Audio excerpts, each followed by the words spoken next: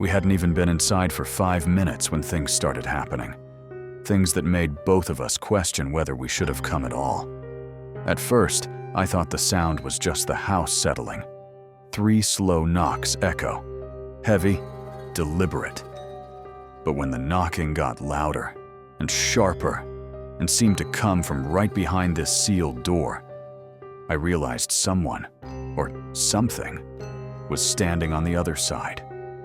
Ryan dropped the EMF the moment it spiked.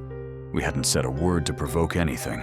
It was like the house noticed us the second we stepped in. And then the doll, the one the host warned us about, fell on its own. No vibration, no draft. It was shoved. A hard shove. And that's when the voice came through. Angry, heartbroken, raging. A voice that didn't want us there. A voice that wanted us gone. Tonight, Ryan and I stayed overnight in a Japanese Airbnb haunted by an onryo, a vengeful spirit. And we pushed our luck way too far.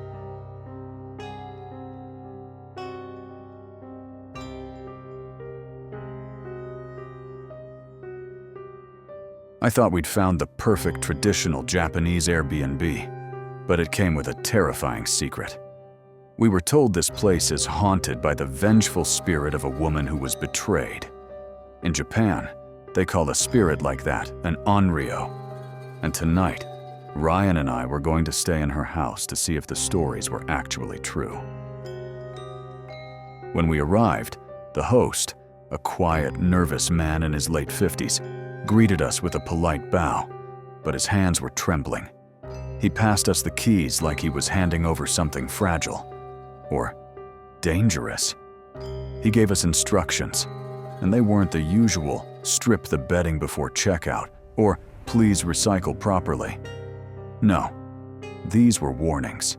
The house had been in his family for generations, but nobody had been able to stay there for very long. Apparently, Ryan and I were the first people to spend the night in over a year. Despite his reluctance, the house itself was stunning. All original wooden framing, sliding shoji screens, tatami floors that smelled faintly of rice straw and cedar.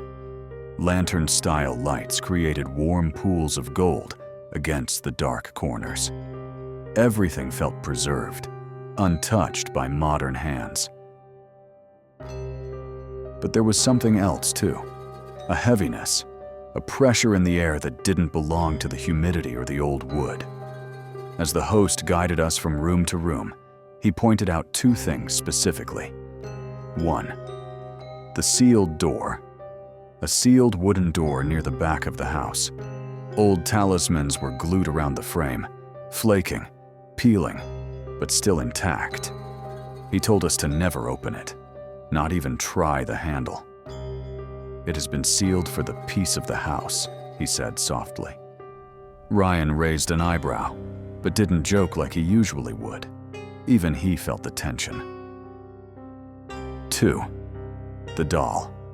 A traditional Japanese doll on a small wooden shelf with delicate features and glassy eyes. The doll stared ahead with a calm, almost mournful expression. Ryan hated it instantly. I could see it in his eyes. He couldn't look at it for more than a second. The host told us the doll belonged to a woman named Akane, who lived here generations ago. She was supposed to marry the love of her life, but on the day of their wedding, he chose another woman. Wealthier, from a more powerful family. Betrayal, humiliation, despair. Akane took her own life inside this very house, wearing her wedding kimono. Her spirit, the host said, never moved on.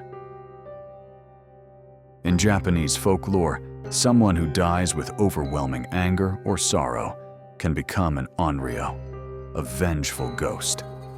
These spirits seek retribution, not peace. They cling to the place of their suffering. People who stayed here reported a woman crying, soft footsteps behind them, cold spots, and always the feeling of being watched. Ryan, a hardcore skeptic, tried brushing it off, but even he admitted the combination of the story and the atmosphere felt heavy.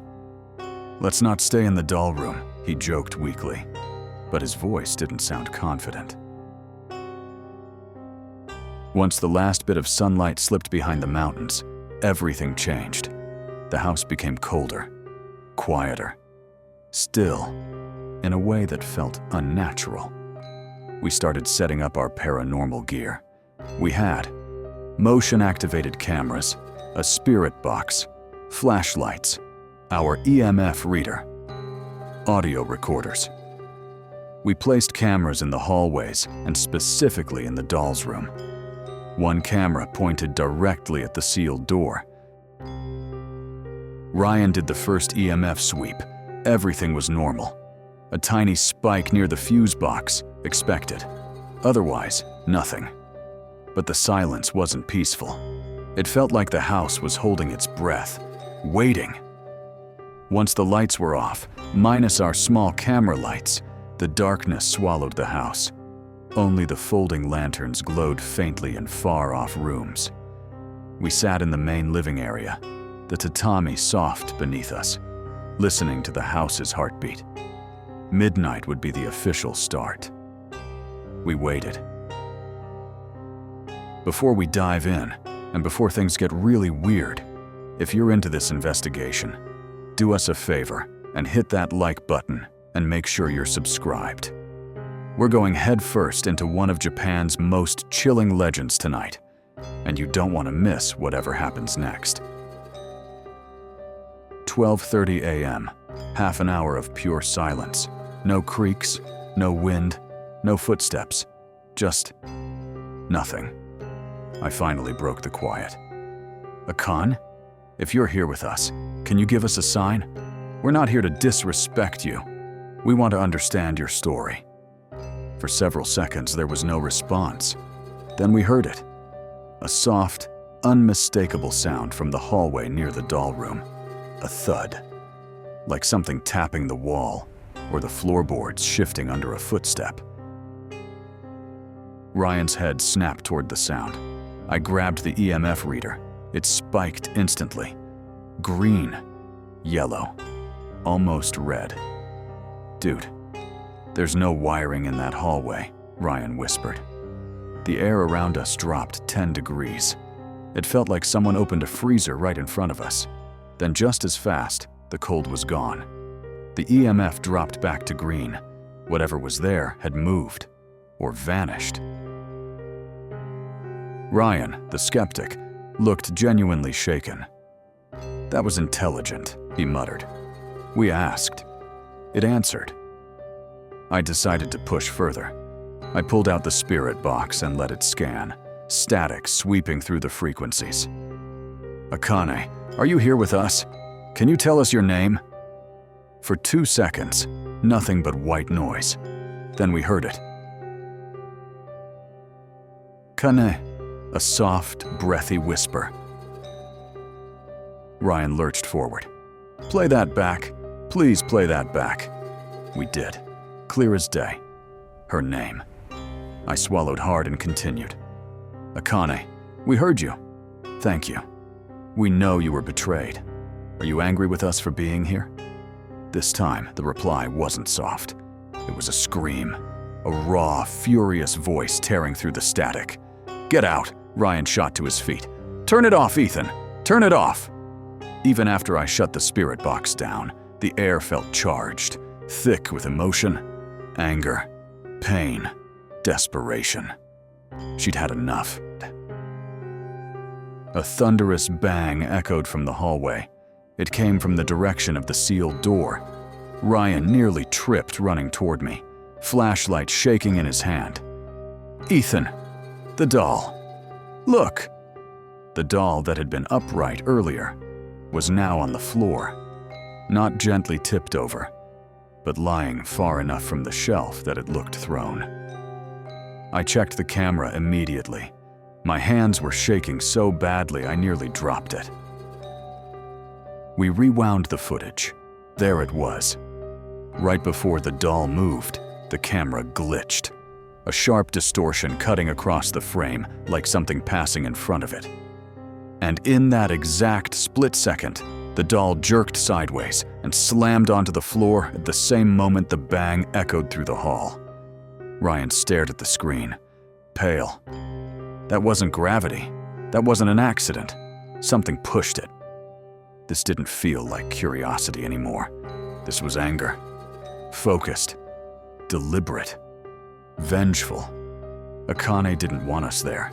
She wasn't some passive spirit trapped in sadness. She was an onryo, and she wanted us gone. We didn't even debate it. We packed our equipment faster than we ever had.